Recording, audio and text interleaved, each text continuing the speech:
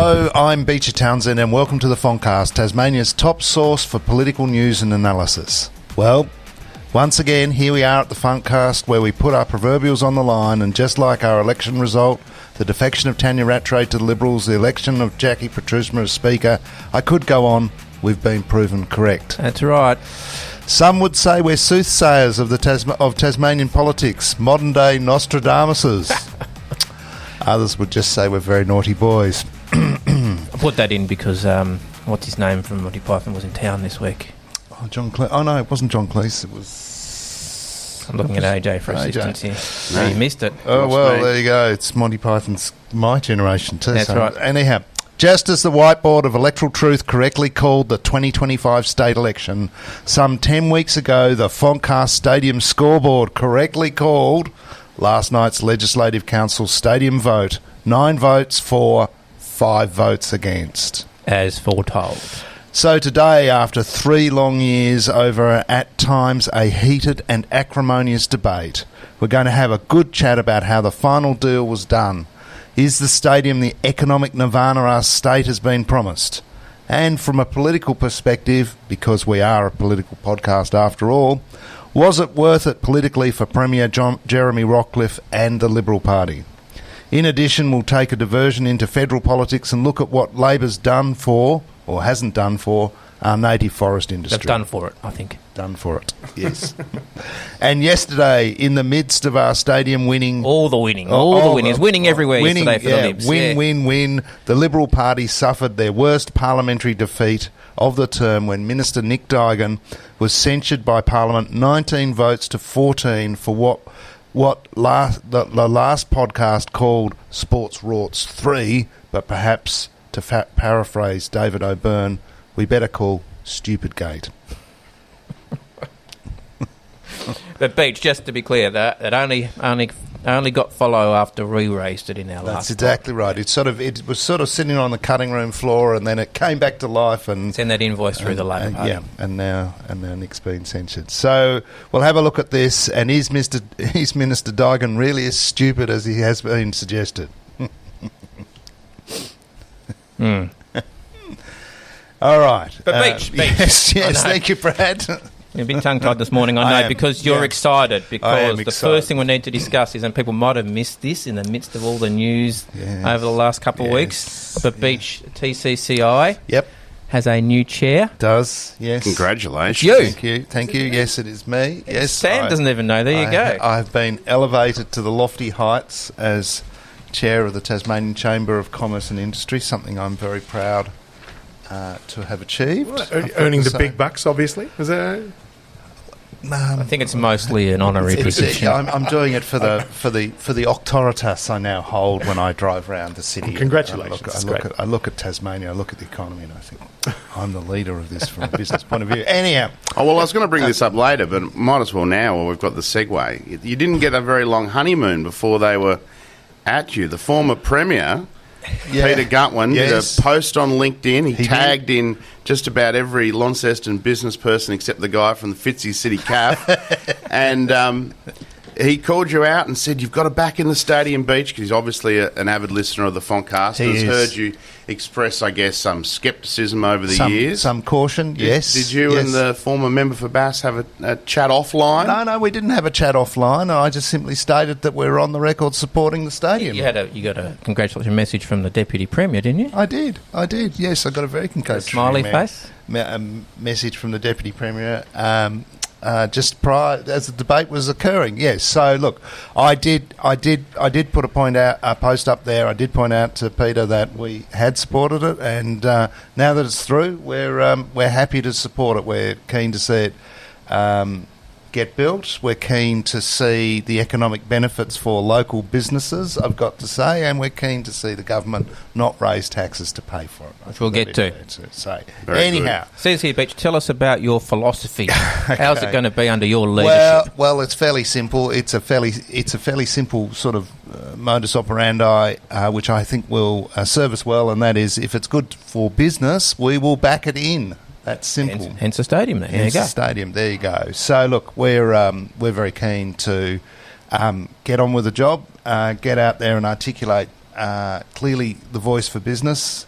It was interesting when when we issued a statement saying I'd been appointed to the lofty role of chair. We pointed out that one of our concerns was the amount of work that's going to interstate organisations.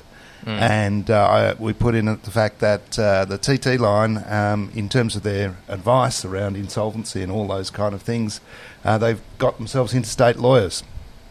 Yes, I think I may have mentioned at one point that when they were defending the claim that they were insolvent against the Auditor General, they wrote the Auditor General a nasty letter. Well, it may not have been nasty, but a strongly worded letter from their lawyers. Freehills. Yes. Definitely not a Tasmanian firm. So yet again we see where, Tasmanian businesses clearly aren't up to the job. Anyhow, I'm told we're going to get a briefing. Hang on, so TT Line got upset that you said that, did they? Yes, they did. So we're having a briefing to sit down. No lawyers in Tasmania who can write the Auditor General a nasty letter. That's your point? We'll find out. Yes. Well, we'll find out when we get the briefing. I think that is your point. Yeah. Absolutely. Of course that's my point. Of course, there's plenty of lawyers that can do it, but we're told there's not. So anyhow, we'll see. We'll give them the benefit of the doubt and see what they've got to say. But it is an interesting point, and it does point to a greater issue that we're already seeing with the stadium. And that is that I'm being told that we can't have a Tier 1. There's no Tier 1 building company here in Tasmania, so it's not actually going to be constructed by a Tasmanian firm. So already we're seeing the stadium be built by interstate people. It's already been designed by interstate people. Right. Now it's going to be built by interstate people. But there'll be Tasmanian workers. There'll be Tasmanian workers. So AJ, you might care to explain this to me, how this works. Yeah, well, I heard Andrew Winch say that on the radio yesterday, that it'll be a collaboration, but it sounds like it will be led by someone interstate. I don't have a strong enough understanding of the construction sector to know whether there is anyone here with the capacity to lead it, but I guess it's not a great start in terms of sending a message that there's going to be a big local build. And I guess that's where the TCCI pivots now under your stewardship, keeping that pressure on. And it's probably where Labor pivots as well. I was thinking this morning, what do you do now if you're Labor? And I think they've got to be the watchdog on the project. And I think things like, local benefits tests and things like that. Local content. I mean, this is at the heart of the issue. And for the stadium, if we're going to build it, if we're going to pay for it ourselves, can't we build it ourselves? I'm told the reason why we can't do this is because we don't have a Tier 1 building company in Tasmania that has the balance sheet to do it, which is interesting given that it's a fully underwritten process by government. We should get one. Yeah. They're building it, they're underwriting it, they're paying for it, so they've got a balance sheet. I'm sure they can do it. There was a time when we used to build our own dams. Own bridges. Own bridges. Yeah. Anyhow, that's enough about me, and I'm sure we'll come back to that as we work our way through. Let's get on to the main course, the stadium. So it passed last night, as we predicted, 9 votes to 5. Not before a 3-hour speech from Meg Webb. Very short by her standards, I thought. It's a bit disappointing. I thought, 11 through to 2. Pithy. And a brave attempt to drag the debate out last night by Cassie O'Connor. I think we were reflecting. What time did people sort of see it through? I think it passed about 11 p.m. last night, didn't it? But I think there was 12 hours of going through the order. The new leader of government business earned her extra dollars last night. My goodness, Cassie O'Connor was asking about everything. And why not? Not bad. 12 hours work for a 50% loading on your salary of... Anyway. All right, for the record, those in favour, Kerry Vincent, Joe Palmer, Nick Duigan, Mr Edmonds, Ms Lovell, Ms Rattray, Mr Hiskett, Ms Thomas and Mr Harris. Those against, Cassie O'Connor, Meg Webb, Mike Gaffney, Ruth Forrest and Miss Armitage. Do you call them the Fantastic Five, Becher? Fantastic Five. No, well. Anyhow, but on the way... Some would. Yeah, that's correct. But on the way through, there was some last-minute deal-making to make it all happen. AJ, what happened?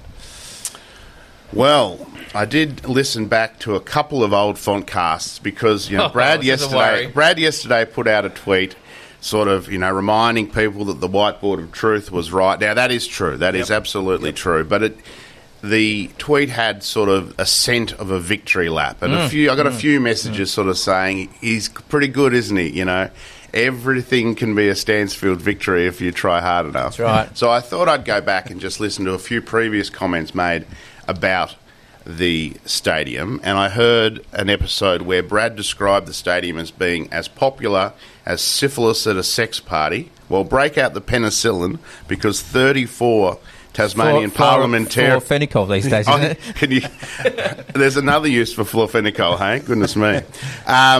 Break it out, because 34 of Tasmania's elected representatives just voted for the stadium and only 14 against. Have they gone mad, Brad, or do you still agree? Or have you changed your mind, I guess, about the popularity of the stadium? No, I haven't. It's still massively underwater in the public sphere. All the polling says that. I have not seen anything otherwise, and I don't think anybody has. What does the turnout on Sunday? I mean, the biggest rally I've seen at Parliament Lawns, you have to agree it was one hell of a crowd, and a pretty diverse crowd too. You know, looking around, there were people of all ages and families. Does that move the needle for you at all? Well, the numbers are the numbers. They haven't changed, but what I saw on Saturday and Sunday, and I think what I said at the time was it was clearly the momentum over the last 6 weeks, the political momentum to get this done has moved and has shifted strongly towards supporting it through the Parliament. And that was a very, very strong turnout. Would it have made any difference in the end? I don't think it did, but it probably made this decision a little bit easier. Made it harder to vote against. Made it harder to vote against for Ms Thomas and Mr Harris in particular. But, you know, politics is like sport, and momentum is an intangible thing. Just, you know, you can have momentum even when you're behind on the scoreboard and even when you've got the worst team, and that's what has happened here. Even though they were behind in the public opinion stakes, the momentum just strongly flowed that way. And, you know, credit to all those who were supporting it, who backed it, who organised that rally, who helped to make it happen. And, you know, it was a really, really strong, very strong message. And I think after that rally, it was pretty much done and dusted. And I wasn't at the rally. I suspect you were, AJ. Maybe. No, I wasn't there. I was in proximity. Yeah, I met some friends for a beer, and there was a hell of an atmosphere. And I've got a couple of things to say about why there was such a big turnout. Now, all the things Brad said about the stadium not being popular may be true, but over the course... Well, they are true. Over the course of the debate, whether you like the stadium or not, it became apparent that the stadium became more than just one project. For a lot of people, especially people my age, it became a real litmus test of, is Tasmania, for want of a better term, open for business? And I think a lot of people turned up on Sunday because they saw it as their chance to do something about it. And there were people engaged in a political adjacent thing that would have never even contemplated. You know, I saw friends from uni and things like that would have never ever gone to rally against anything before, but they felt compelled to. And I think, you know, the Yes Stadium group, which I've referenced a few times on this podcast, you know, it's got 20 membership. 24,000 members. Now, look, there's some unintentional comedy in there. Kevin Morgan, who was, of course, nearly our Premier one day under next Premier, Clive Palmer's leadership, has been writing some extraordinary poems. I encourage you to look at those. So I'm not sure they'd let me in if I asked. No, they might now. They're in a very good mood. But, you know, jokes aside about some of the unintentional comedy, Mark Brown, the guy who's organised it, has just been relentless. And the penny dropped a bit for me on Sunday because I guess he did a form of what people in the environmental movement and people in the union movement have done forever. And it's about mobilising people. It's about being relentless. It's about keeping at it when other people are distracted by other things. Yes, he's done it in his own style. But it has made a difference in the end, and I think it did help with that momentum. And he brought in a lot of people that just wouldn't have been engaged otherwise if it had been done by, you know, a fancy PR company. I'm not talking about you guys, but, you know, some sort of slick operation where you try to make it look really smooth. I think the organic nature of it in the end helped, and credit where it's due. created a lot of momentum. So I know Brad's got a few things to say, but I would just pick up on that comment about the Yes Team social media side of it was excellent, right? The challenge we had with the stadium was until recently nobody had mobilised in the sort of the real world to run a campaign to get the message out there. I'm still stunned, that I put a press conference together. Yeah, it was left to a guy with a Facebook group to do it. Yeah, that's exactly right. And Jeremy Rockliff's own social media, I guess, which Brad and I talked off air, has been pretty strong lately. But those groups and organisations out there for it, there are a few people banging away, but really there could have been a lot more done in that sense. There wasn't much cut through, I guess, from some of the industry groups, I guess, that wanted it. And anyway, So yes, it was one hell of a turnout. Big celebrations last night. Now they just have to build it. And yes, I've been accused of being too sceptical about the build, but they've got some more hurdles to get over now. I'm sure we're going to get to those soon about all the things that we've agreed to now. When I say we, that the state has agreed to. Yep.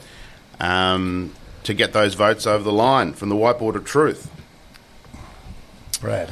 So I think, and look, I agree with all that, Alex. I think you've made some very, very strong points. The other thing I think is, as this debate has gone on, there's been a lot of people who were not in favour of it, were against it, but let's say they weren't strongly against it, who have sort of got to the point where it's like, look, I don't care anymore, sick of talking about it. If it happens, let's just sort it out, let's get on with it. There's certainly been, I think, that sense as well over the last, perhaps since the election, that people were just like, it's been 3 years, over 3 years since it was first announced, and there's a sense that people are just, let's just get this done, let's get on with it, let's start talking about something else, which I think, again, has worked in their favour. I mean, look, is it a good thing for Tasmania that the stadium has been approved and that we are going to have let's be honest, $2 billion stadium built down there on Macquarie Point? No, yes. 875. No, I said, let's be honest, $2 billion stadium. Yes, that is good for Tasmania. Certainly good for business confidence. It's good for business confidence. It's good for practical business. It does send, I think, a strong positive message to the business community. My concern is it's $2 billion of taxpayer money, not private investment. It's a project which has only been approved because it's been able to access a planning process, the Parliament, which no private investor is able to access unless they are able to very skillfully manage to get the government to back them in, which is very rare. And so is it a step change in terms of getting things done in Tasmania? In that sense, no. That because it's not a private investment, it's a public investment. Would it have been the end of the world if it hadn't got up for that same reason? It would have sent a bad message. It would have been a bit disappointing. But as I've said before, we said no to 2 pulp mills. We said no to Rouse Bay. We said no to Mount Wellington Cable Car 15 times. And yet we're still here. Yep. It wouldn't have been the end of the world. Net positive, I think, in terms of the business community and sense of getting things done, yes. But I just don't think it's as good for Tasmania in a broader sense as people are thinking or perhaps hoping. That's my feeling on that. Now, the team itself, and this is another, I think we get the team, we get the AFL players, we get all that sort of stuff. That is going to become a very, very powerful entity in Tasmania. They are powerful now, and they hardly exist. Incredibly so. They will be, I think we probably underestimate that. They'll be more powerful. And you think the AFL's powerful in Melbourne and Victoria, the team here will be more powerful than the Hobart City Council. Sorry, Anna. It'll be more powerful than most members of Parliament. It will be a very, very powerful political entity. And look, I saw the claim being made, and I think repeated by Erica Betts yesterday in the Parliament, that they're going to be good. They're going to be one of the biggest private sector businesses and taxpayers in the state. Well, not really true, is it? I mean, they're getting $12 million a year from the Tasmanian government for the next 12 years, I suspect, forever. What's the turnover of an AFL club? 60, 70, $80 million a year. It's a pretty big subsidy they're getting from the Tasmanian government. And I'd like to get a subsidy that big in my business. I reckon I could probably probably employ that many people as well. So I just think we need to understand this is not the private sector. This is actually the government very heavily involved in building the stuff, in the team, in running it. As a Liberal, that's not my ideal. Will they get a big return on that investment? I mean, a bit like bringing the Foo Fighters. We heard that 11-1 we got on our money for the Foo Fighters. So, it's going to bring a lot of high wealth individuals to live in the state. You know, yeah. I mean, the football players, themselves. I mean, it'll have an effect on business, on real estate, on things like that. It will change things. No doubt. It's a big business. Oh, that's what I said. As I suppose what I'm saying is I think we just need to understand that in terms of the broader Tasmanian economy and Tasmanian investing environment, this is perhaps not the nirvana that people think it is and are hoping it is. That's my feel. Look, I'd love to be proven wrong, but I suspect I won't be, and in a few years' time we'll be having another fight about another project, perhaps not yet invented yet, and it'll be like Groundhog Day all over again. Oh, well, we could always go back to the cable car, I suppose. But well, I did see someone tell Mark Brown from the Facebook group that he should pivot to the cable car. Well, get that up. And if government decided to build it, then we'd probably get it. And that's the bottom line. That's the whole upshot of this argument. I mean, I do agree with Brad on this one. Look, it's not going to be as brilliant as we think it is, but it's not going to be as terrible either. It's going to be something that's occurred. My concern has been, will always be, we as a state are underwriting this. We're writing the cheque for this. We're certainly rolling the dice on it. The government has definitely rolled the dice on it. And now we've got it. I can only hope we can make the most of it. But that whole issue of we have to overrun planning laws, we have to go through an entire process, we have to underwrite it financially. These are all the things we have to do to get it done, and it really does, for me, just highlight how hard it is to do business in Tasmania and how hard it is to do business if you're not the government of the day. So anybody else coming in and trying to do a development even 1/5 the size of this thing faces all these similar challenges, but the difference is they don't have the parliament sit there and introduce legislation. Perhaps I could put it this way. Through. What happened to 2.0? The government didn't back it. Yeah, hasn't happened. Hasn't happened. So no, that's exactly right. So that's one. We don't need two stadiums. Well, no, we need 5 apparently, but yes.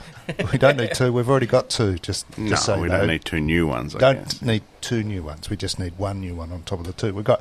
Anyhow, the bottom line is it's there. It's going to happen. Let's get on and do it. And all I can say is, as a state, let's make the most to get as much out of it as we can during construction and ensure that, we create jobs and growth and investment, and we give all these wonderful businesses out there in the building sector, in the construction sector, and all the ancillary services, that civil sector that hang off it, we give them an opportunity to participate in this process and we make the most of it. And if it does cost $2 billion, at least if we're going to do it, let's spend it here in Tasmania, and let's groom up some wonderful businesses that will go forth, build themselves, go interstate, go international, and really do some wonderful things. That's my genuine desire out of this thing. Let's make the most of the opportunity. We've certainly spent a lot of capital on it as a state. We've had yet another very divisive debate. This time, it's got through. It's happening, so let's make the most of it. But I mentioned before there was some last-minute deals. There was. Beck Thomas and Dean Harris to get it over the line. What do you make of them, Brad? Well, they got some letters from the Premier. You can be the judge how much letters from the Premier are worth these days. Yep. But Mr. Harris in particular got some, I actually think, concerning concessions in terms of his support. In particular, he got an agreement from the government that they would raise own source revenue in the next budget, but they're not going to raise taxes. I'm finding it hard to square those two arguments together. Mr. Harris thinks it means they're going to raise taxes. That's what he said in the debate. No doubt. Well, I saw the Premier got asked about it in question time yesterday, and he maintained, I think, that they're not going to raise taxes. As they promised. But I think they are. Oh, no, Brad, no. And they promised that's where they we are wouldn't. going to end up because pretty hard to raise your revenues without raising taxes in any substantial or substantive way. Couldn't we just have growth in the economy with this wonderful economic boom we're going to have? Maybe that'll be their argument. But that concerns me. The other thing Mr Harris got was a commitment to offset the increased debt, $500 million at the moment, which is being loaned by the Macquarie Point Macquarie Point organisation, who are building the stadium, fully owned by the Tasmanian government, just remember.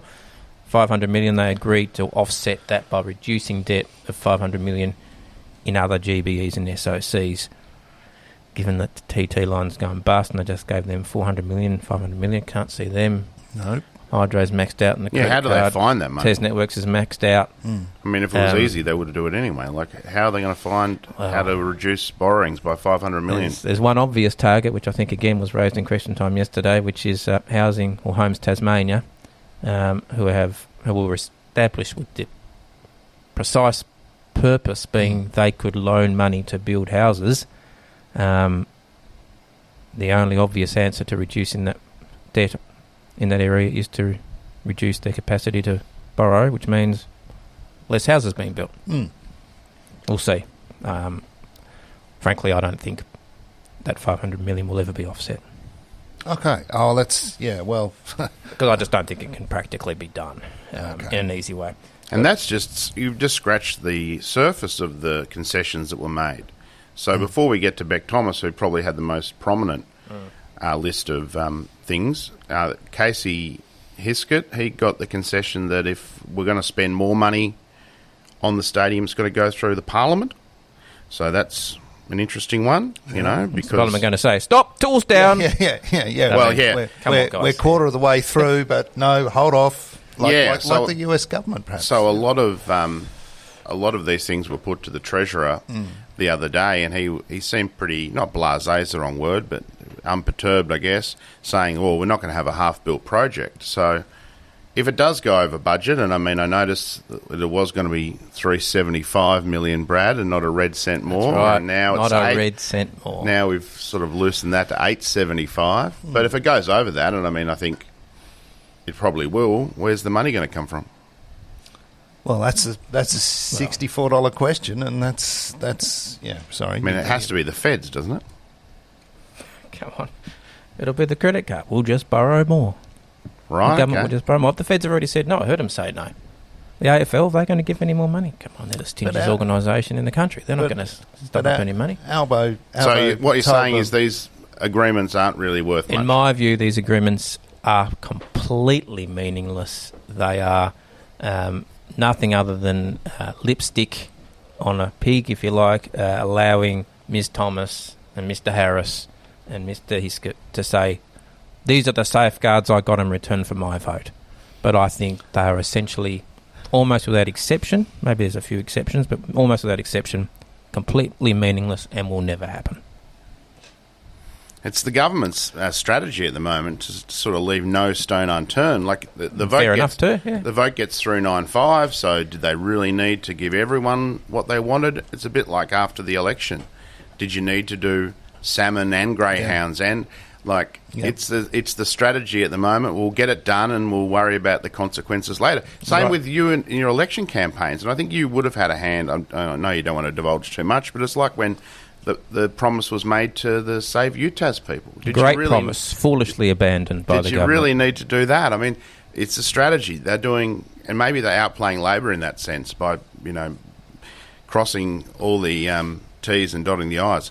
Anyway, I'm sceptical as well. Yeah, I mean, none of it's legislated. They're all just agreements, either handshakes or, as I say, written down in a letter from the Premier. Well, I mean, one of the challenges is outwardly they're contradictory. Yes. And this is the challenge. So we're going to increase own source income, but we're not going to increase taxes. So how does that work? We're not gonna build any more houses so that we don't loan that money so we can loan more for the stadium. It's contradictory, and frankly, there is a debate about housing and housing affordability and the construction of houses for low income earners, and we're going to say no. I don't think the government's ever going to be able to say that. So. How do you think those three played it?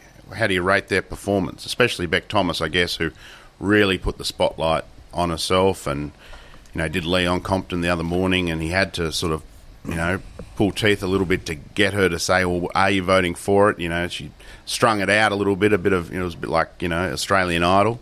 How do you rate the way they've handled it, and will it have political ramifications for them? Well, for me, look, they're in a situation where they're arguably in balance of power. People had clearly stated where they stood on it, so they maximised their opportunity, just as Brian Harradine showed all Australian politicians how to do, 20, 30, 40 years ago, and that was they made the most of the opportunity. They maximised it. In that sense, good luck to them. That's what politics is about, making the most of it. I was cogitating this on the way in as I walked in this morning and thinking to myself, well, if I've got a client who's frustrated with process, do I just say to them, oh, well, just run for Parliament, wait until there's a balance of power issue and sit there and put your hand up at the time and navigate some kind of outcome in terms of the issue that you actually want, just as a way to get things through. I haven't read closely Dean's speech into Parliament. I do find it curious that he's called for a number of things, called for more work around integrity. Seems to be a sort of an ongoing theme. I'm just not seeing any sort of manifest breaches around this integrity issue at a political level, but I might be blind to that. But also this idea of increased taxes or increased, increased own source in his mind, it's increased taxes. He was clear. Yeah. So I don't. He actually said the government should break that election promise. Yeah, and I don't understand why. I don't understand why that's such an issue. If you're going to vote, have you seen the budget? No, I know what you're saying. I know what you're saying. I have seen it. We do need some more money, though. Well, do we need some more money? Spend less. Or do we work out how do we spend less? Which seems to be the problem. It's not a revenue issue with the budget. It's an expenditure issue. We just bought ourselves a giant flat screen TV. Yes, so, we have. But we have budget. We have health budgets that run over by $750 million. Yes, and that's fine. This is the issue. Sorry, anyhow, we're getting off track. We are absolutely but look, right off the track. Just to answer your question quickly, AJ. I think, they certainly didn't bluff us here on the FontCast because we knew where they were going months ago. Yep. It seemed others were uncertain, and I do know. I know members, very senior members in the government, were uncertain about where they were going until very, very recently. I don't think, though, that they got much out of it in return for their vote, if that's what they were trying to do. Beck Thomas can definitely paint herself as a champion of grassroots sports. Well, you can paint yourself as a champion, but practically, what did they get? No, but if they build those basketball courts and she gets to cut the ribbon, I think they were going to build them anyway. I think they all have played it okay, including Ruth Forrest, who obviously didn't end up voting for it. But I think that's consistent with her brand. So, I don't see any political hurt for the four of them. That it was all just. I think it was my view. It was all just posturing in order to defend their predetermined positions. All right. Well, prove me wrong. Yeah. Oh, no, I'm not arguing with that. No, I don't think. Anyhow, right. Well, that's all well and good, but what was it worth politically for Jeremy and for the Liberal Party? AJ, what do you reckon? Well, this was another comment that I heard on that. It is very interesting to listen to that conversation, so I'll put the link up maybe after we post this pod. Please do. It was 2 elections ago. Yep. It was when so that's like a year ago. Albo had come out and announced that he was chucking in the 240, and we remarked on the podcast that none of us saw that coming, and then Brad exclusively revealed that it was going to happen, but we all agreed that it was unlikely. Familiar story. And don't forget that Albo called out the LegCo and said vote in support of it only a week or two ago. He brought it up apropos of nothing. He wasn't even asked the question. I think he brought it up because he was talking about something else with the government at the time. Yeah, he was. We'll come to that. He brought it up of his own volition, I should have said. Yes, not apropos of nothing. I don't think it was a set play. It was a set play. Anyway, Brad talked about that it was an albatross around, or something like that, around the Premier's neck. Now, he's had a bit of help along the way, mainly from the opposition, not knowing how to handle it as an election issue. Yep.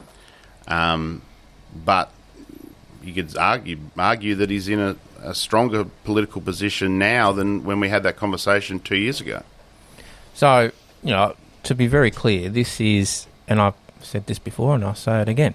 This is a magnificent political triumph for Premier Jeremy Rockliff. You know, he has been all in on this project effectively since day one of his premiership. Yep. It has defined his premiership and it will define his premiership forever. He has pursued this uphill, down dale, night and day, you know, to hell and back, all those sayings, and he has got the outcome. And I saw on social media this morning, he's down there already with a spade. He's moved on from digging potholes and he started construction. Like that, it has defined him. It is an absolute triumph for him. Yep. No doubt. Well played. For the Liberal Party, I think it's a bit more mixed than that, and time will tell. But you just have to look at the numbers and then you make a judgment about where things are at. So, I mean, there's other factors at play. But 2014, we were elected with 51% of the vote. 2018, 50% of the vote. 2021, 49% of the vote. Then Gutman announced the stadium. The two turkeys left, fell into minority. Yep. There was an election. We got 37% of the vote. The last election, the Libs ran, by all accounts, a fantastic campaign, and they got 40% of the vote. That's still 10% below where it was just a couple elections prior to that.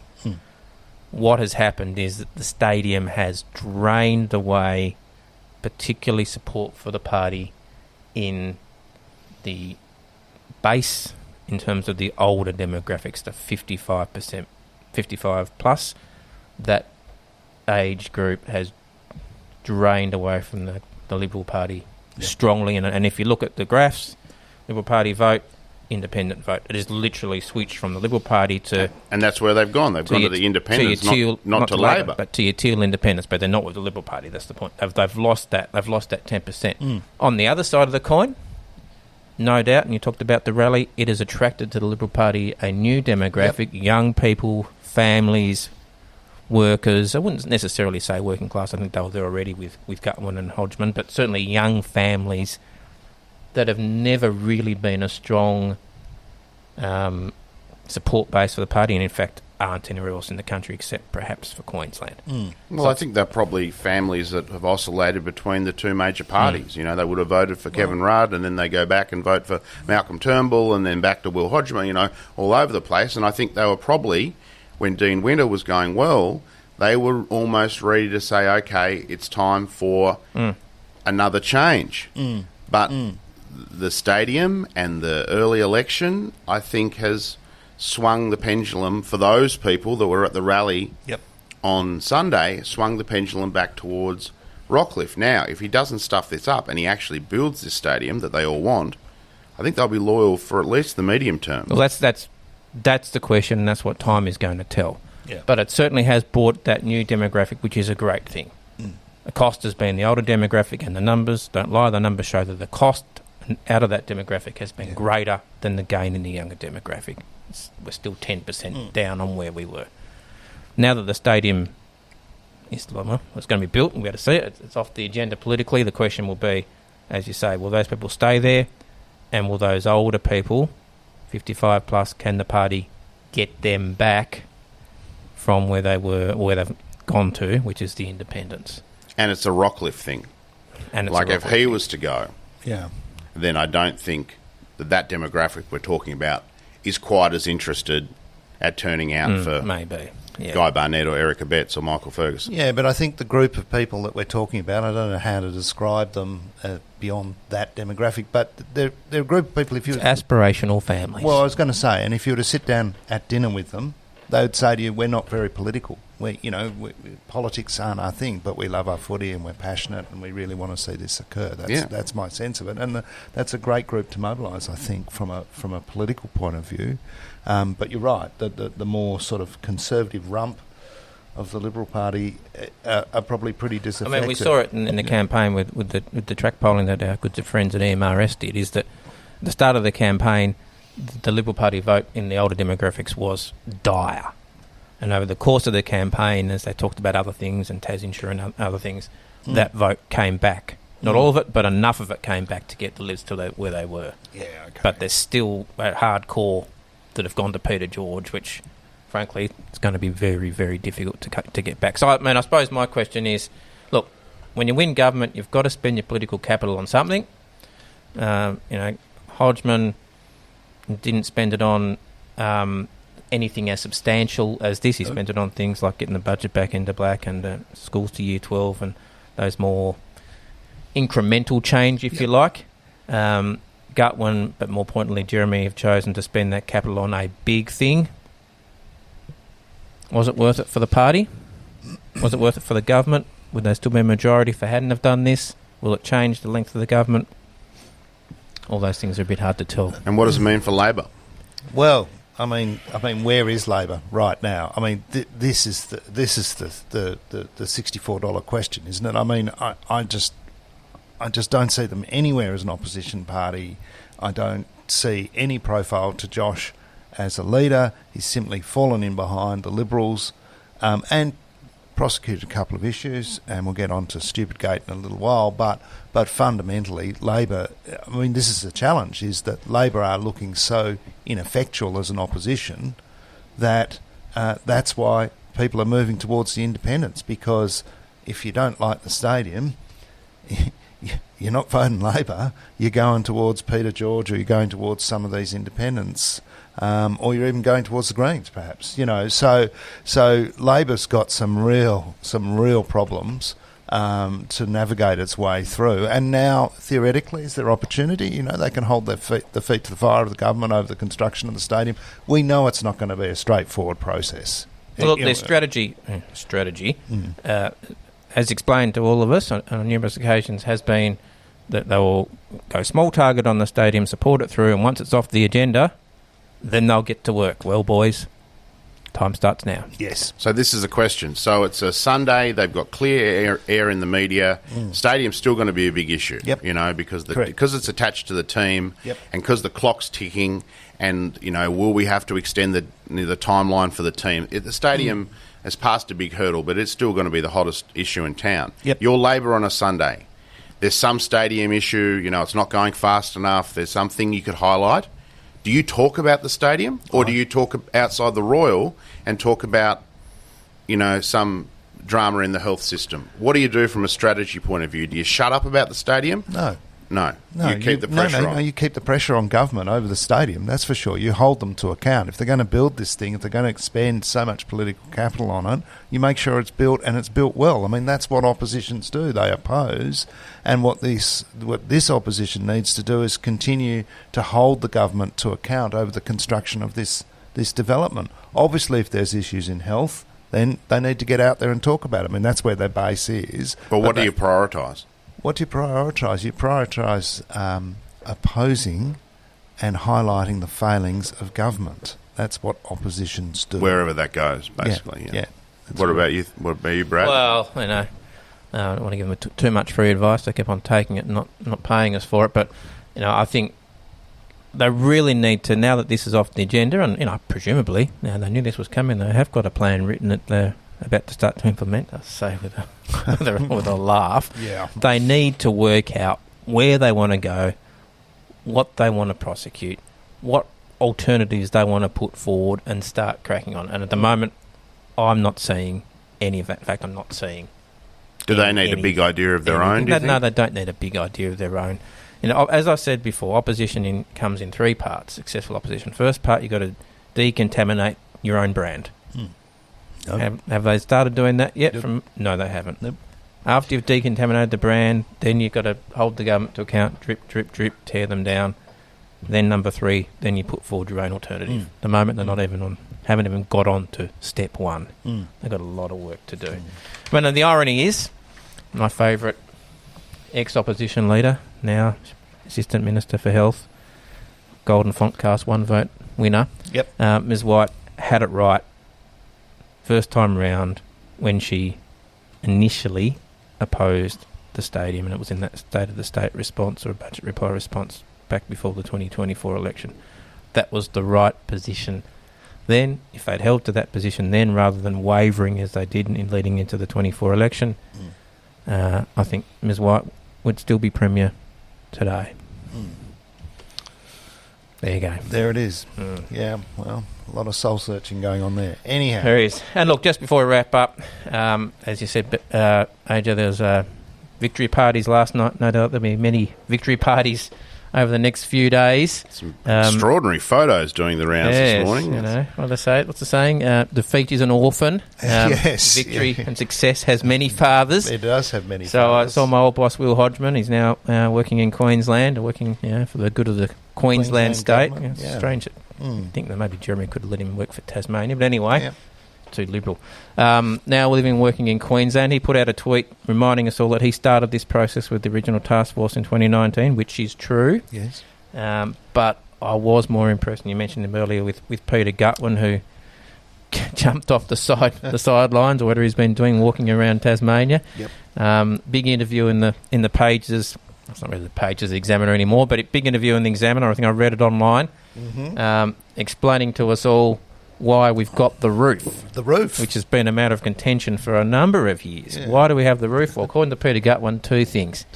Firstly, the interstate clubs complained that it would be an unfair advantage for them to come to play in Tasmania when it was windy and rainy. Boo-hoo. Boo-hoo. And then Gutwin said, no, fair enough, that's a good point. Yeah, that's a bit unfair. Yeah. That's my Peter Gutwin impression, by the way. And the second reason, which I really was taken with, was that Michael Bublé, apparently, and I think, would you call him an A-lister, AJ, or a B? Oh, I'd say B and B plus? B-lister. B-lister. Yeah. He wanted to come to Tasmania to play a concert in October, presumably at, I don't know where, Bill Reeve or somewhere. Ninja, whatever it's called, one of our other stadiums. Yep. And asked the government to underwrite the cost of the show because it rained a lot in Hobart in October, which is true. We have seen that in the last few months. Yep. Imagine Michael Bublé got Hydro to agree to cloud seeding. Imagine that. It would be an extraordinary thing. So Gutwin said, no, we're not underwriting your show. You can go and play elsewhere. But that apparently was enough to convince the then Premier that we did need a roof on the stadium so that we could have concerts here in Tasmania in October, and they won't get wet. So does that mean we can call it the Booble Stadium?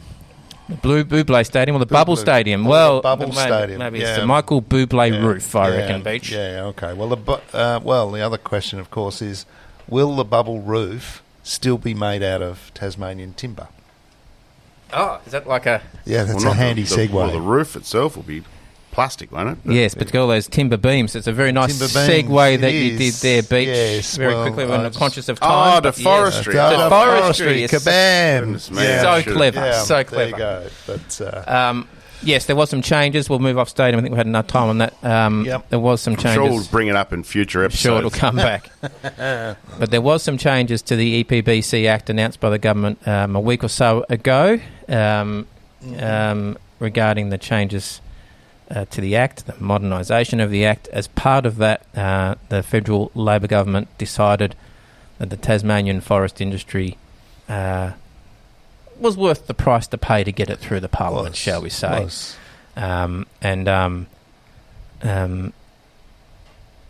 The future of the native forest industry is, in my estimation, as a result of that, very, very short. Yes. Has shades of, and you were there, Alex, the 2011 forest deal, same thing all over again, everything comes around in cycles in Tasmania. You're not going to get that coffin out again, Maybe we should. We'll ask Mick Kelly if he's still got it. We had the, we've got the industry saying, "Oh, mustn't be so bad after all," even though they're gonna basically rip up RFAs and make us get all our forestry accredited against the new standards which haven't been written, and give the opportunity for the Bob Brown Foundation to take us to court over every single tree we want to chop down.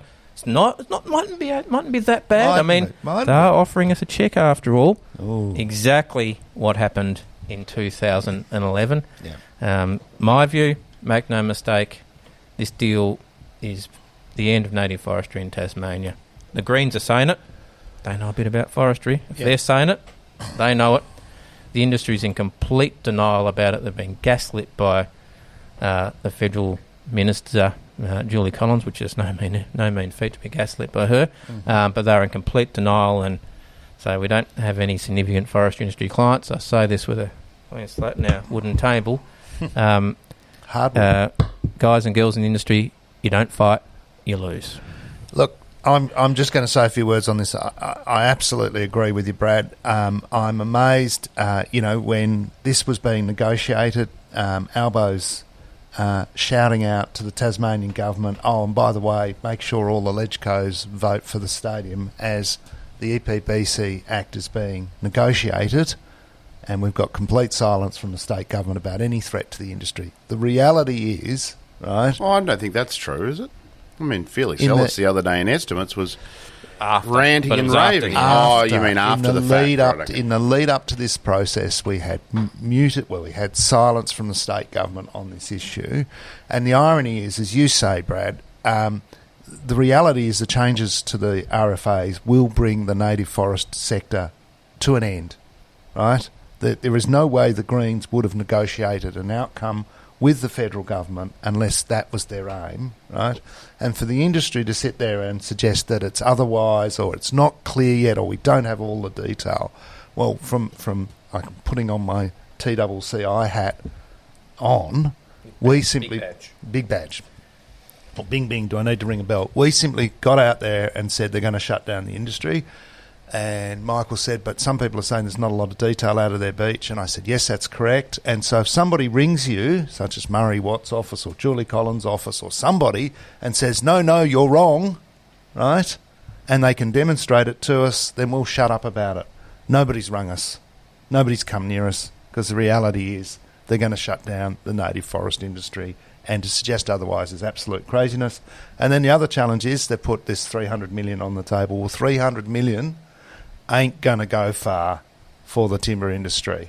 Can I say that? And anybody who accepts money to close down their business is absolutely mad. Why else are they giving them money if they're not going to hurt them? Yeah, that's correct. Yeah. Mm-hmm. So you're saying, I don't know enough about this really to argue, but you're saying that if the forest sector is assessed under these new guidelines, it just won't pass. It needs the RFA to shepherd it through, does it? Well, the RFA were a set of scientific guidelines specifically set for the forest sector, right? They're going to be removed and a new standard is going to be applied, right? And you think it just has to be more stringent? Well, in the application of a new standard, then it's up for interpretation, and once you put it up for interpretation, you reinterpret it, and when you reinterpret it, you redefine what it is you can and you can't do.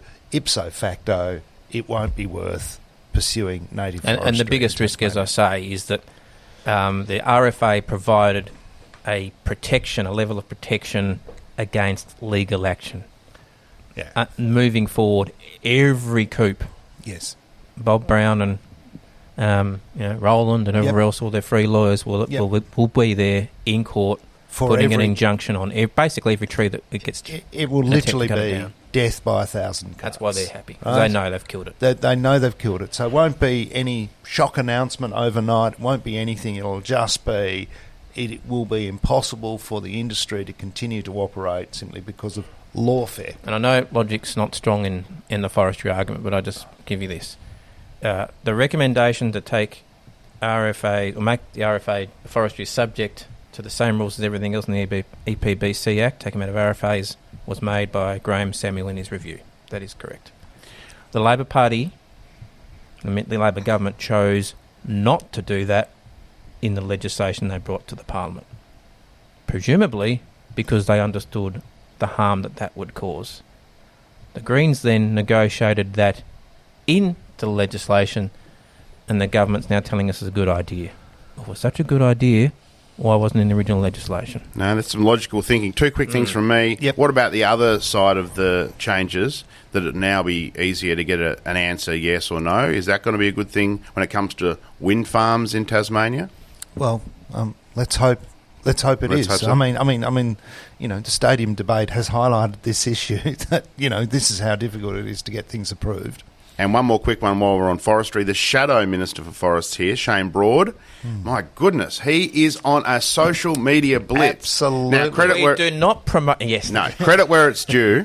I I thought on forestry the other day, he was a bit of the voice of reason for me. I thought he was quite good. He's obviously getting across the detail. He's trying to talk... Come on, he came out against it because he knew it was wrong, and then he got put in his box by his bosses. Well, I just think that he's sort of living in the real world in terms of the move to plantation and that sort of thing, and he's asking good questions. Anyway, credit where it's due. But my goodness, it's still a bit dry, his social media. Let's. I'm not afraid to say it. Oh. He's got a rival podcast. Yeah. That's obviously. But we're watching closely. We're open. The ratings. The ratings are not obviously of concern to us at the moment. We can take competition. I do say the name of his show. Very I won't clever. say it. It's nearly as clever as ours. Yeah. And. But a while back, everyone was sort of saying, you were sort of on the outer a little bit. Was he going to hang up the boots? Maybe, not recontest the election. He's obviously decided, well, in for a penny, in for a pound. He's going to have a crack, and I, for one, like it. No, I am enjoying seeing a revitalised Shane Broad. I've got to say that. Yes, you've been a long-time supporter. Yeah, no. And it's good to see. And I think this is how he creates his personality. A little bit nerdy, bit dry, but... Bit nerdy. A little. Am I underestimating his nerdiness? I'm just, he's trying to rival us. Think about it. All right. Would have gone much better if he'd held true to his honest beliefs on forestry, though. Okay. Oh, okay. Oh, yeah, okay. All right. Well, anyhow, you know what I'm saying, Shane. Yeah. Okay, we've got we've got just enough time for one more thing. Stupid Gate.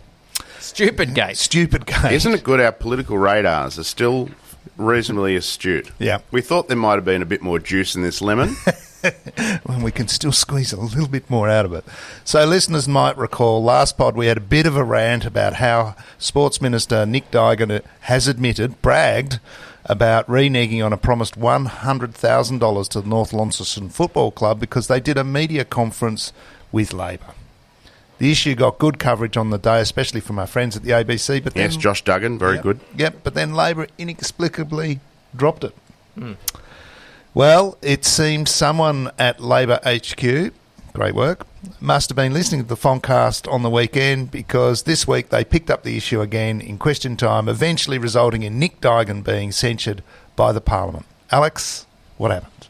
Yeah, well, I mean, I'm not sure we can take all the credit, but they obviously returned to it. They saw that it was an open and shut case. I mean, you can't say that you made a decision because, someone stood with your political opponent. Now, whether it was, Nick Duigan saying it's a very bad choice of words, whether he did conflate two things that he shouldn't have conflated, I don't know. But I think there needed to be a political price to pay. I thought Labor was clever going with the censure motion, a lower threshold. I think no confidence is a bit of a dirty word in the Labor camp at the moment, so censure seemed like a nice halfway house. And everyone on the crossbench, bar George Raze, who had a forgiving sort. He's a forgiving sort, thought the apology was good enough. And I tell you what, that there's a bit of juice in an issue by watching the body language of your colleagues behind you when you're at the dispatch box. Yeah. If they think it's a frivolous attack from the opposition, they'll be nodding and there'll be, boos and hisses and rah, rah, rah, getting in behind. Well, behind Nick Duigan as he was digging himself or trying to dig himself out of the hole, a couple of the stoniest poker faces I've ever seen, as if to say, absolutely. Dig up, Nick. We are not going to throw you a shovel on this one. So if you need to know whether... and you could read between the lines. So they backed him in the censure motion, but Jeremy Rockliff made the point. He's apologised, as he should. There was a bit of... And I reckon after 2 weeks of playing, and I described it as a straight bat, Nick Duigan arrived at question time with the full mea culpa yesterday. It was very interesting to watch play out, I thought. And a censure's fair enough. I called it a reprimand from Parliament for a political own goal. Exactly right. I was watching, did happen to catch some of that debate yesterday, and I was watching the independent member for Franklin, David O'Byrne. Yep. I was worried for a little bit there that he was starting to look, and has been, I've got to say, over recent time, looking a little bit too much like the 15th government member, and I was worried for a bit that he was going to oppose the censure motion. Fortunately, he saw the light by the end of the day and voted the right way. But he was very articulate in the debate and gave us, I think, something for the classics. The quote, and I may not be quoting accurately, but this is the gist of it. He, as in Nick Duigan, he's guilty of something. I'm just not sure what it is yet. It might be just being stupid. Yep, that's exactly what it was, David. Spot on, completely stupid. Apologies to Forrest Gump. Stupid is as stupid does. As I suggested, and I've done a bit more digging in my last pod, my understanding is that Mr. Duigan literally dug his own grave, lay down inside, and then, to paraphrase a former colleague of mine from a few years ago, he sort of reached outside the coffin and tried to nail the lid on his own coffin as he lay there in the grave, because he just made it all up. Yes. There was never any formal promise to give the North Launceston Football Club $100,000. There was exploratory discussions with them. For reasons other than what Mr. Duigan stated, that promise wasn't formalised and wasn't proceeded with. So when he fronted estimates and Mr. Winter asked him about it, he literally just made up the fact that he punished them because they did the media conference with Labor, because he was trying to arrogantly big-note himself in the Parliament. I mean, completely stupid. I know we're running out of time. The other one Labor prosecuted this week was the Tasmanian issue with the racing minister, who had to correct the record herself because she said she didn't know about it till estimates, and then, of course, lo and behold, she'd shared it on her own Facebook page. Yes. Now, the CEO of Tas Racing sort of jumped on the grenade for this one and basically said he was on his own, and he sent it out, and the chair chastised him, and, is that plausible? Does the CEO of Tas Racing really send out a text message to all of the industry saying Tas Insure is going to be fantastic for the industry without a little bit of encouragement from Liberal HQ? Well, is that really plausible? Well, I don't know what the specifics, but I think both of those things probably can and probably are true. When a policy is announced and you've been there, Liberal HQ, Labor HQ, whoever, your job is to make sure as many people as possible, key stakeholders, know about it, and you'll no doubt, the person who's speaking to will no doubt say, here's the policy, it's great, please feel free to share it with everybody else you know. Yes, but should you be doing that if it's a GBE in caretaker mode? Well, I think the question is, should he have been sharing it, as opposed to should the information been given to him? It's certainly reasonable to pass it on. Whether or not he then chose to share it, I think that's the question. I think the answer is, no. But was he asked explicitly to share it by the minister? I don't think so. Was he asked explicitly to share it by someone at Liberal HQ? Maybe, maybe not. But he's the one that actually did it. I think that's the point. Yeah. I haven't looked at that closely, but that's my general view on those things. But that's how the sausage is made. That is how the sausage is made. But Nick Duigan, remember straight after the election when well, you started with the Monty Python reference. Is it just a flesh wound? A nick, maybe? A shaving nick? Well, just after the election, remember the election went brilliantly for the Libs, and then Liberal campaign team, Sam and co, they handed the keys back to the cabinet members. That's right. And straight away they decided they would try and then lose the election by doing some sort of convoluted announcement, cover-up, not release the information in relation to a Marinus link. Remember that? Yes. Who was in charge of that? The Energy Minister. There's also the Sports Minister, who's also been found to be, by the Parliament yesterday, to be, best case, stupid. So, I mean, if I was the Premier, I would be having a close look at the composition of my cabinet moving forward. All right. On that note, FontCast is brought to you by Enterprise Marketing and Research Services, Tasmania's leading research provider. Thank you, Brad. It was fun. Thank you, Alex. It's great to have you boys. Welcome to the Yes Stadium group. No, you're signing up this afternoon, or I don't think Becher is. Well, we're happy to get the best we can out of it. All right, and thank you, Sam. Don't forget, you can now catch us on YouTube, on the YouTube channel FontCast. FontCast is produced and directed by Sam Eichen from Eichen Media, and until next time, carry on.